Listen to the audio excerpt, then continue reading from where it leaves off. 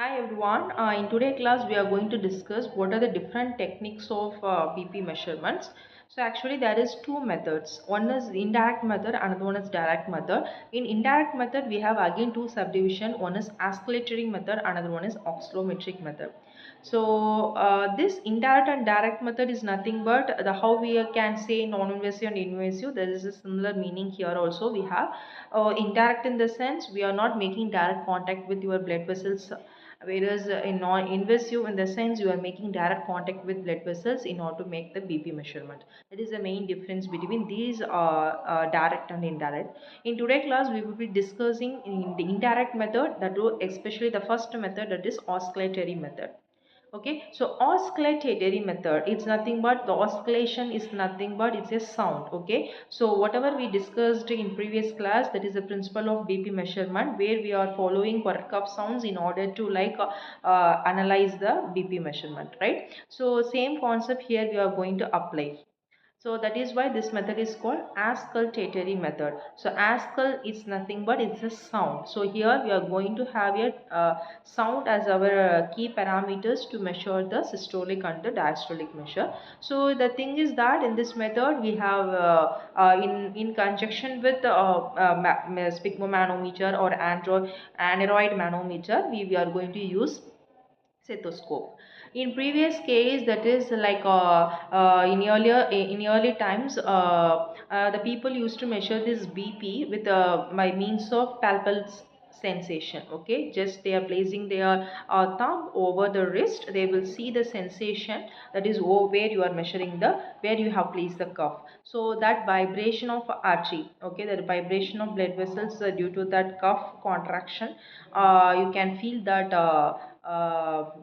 pulse sense over your thumb. So when the pulse sensation of pulse, you can feel, that is the point called systolic. When you are when you are no more hear that sensation, that is called diastolic. This is how they are measured BP in earlier times. But later on, they have gone with usage of stethoscope. This is simple stethoscope. Just we will place that dial over the or beneath the cuff where you want to measure the BP, and then by hearing that sound, that is the Korotkoff sound, they will come to know what is the systolic and diastolic. That is the difference between the earlier times how they measure the BP. Now these times, that is especially the oscillatory method, how they are using the Korotkoff sound to measure the BP. Okay, so it is very common. So whatever we discussed in earlier principle of BP measurement, the same concept we are going to hear. We are going to have here. Okay. This is the pictorial representations of oscillatory sphygmomanometer. So as I said before, here also we are having a cuff. We are placing the cuff over the arm. Here we are focusing again the brachial artery. On the other end, we have an air tube with the connection of a bulb through which you are going to give the pressure. Based on the pressure how much you are giving, the value will be indicated by mercury in that indicator, right? So in the second, in that again you will be using what, in conjunction with this sphygmomanometer, you will have stethoscope also. So the second one is stethoscope. There you are, where you are placing the stethoscope just beneath the cuff, just where this is the reason you are placing to hear the sound. Okay, that is for a cuff sound.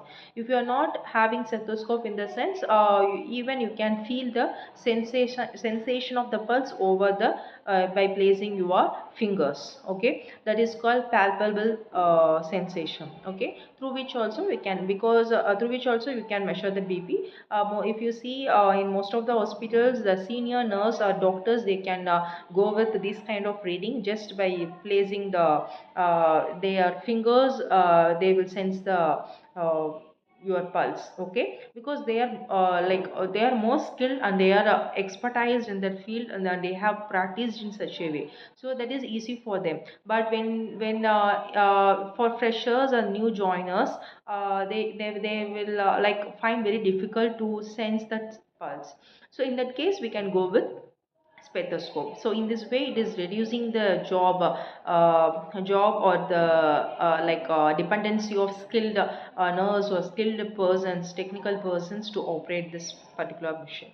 So again, if you see the graph, the sine wave is nothing but your atrial pressure pulse, and the cross line is nothing but is the cuff pressure. So initially you are giving the pressure that's above the atrial pressure, so that's why your cross line is just above the sine line.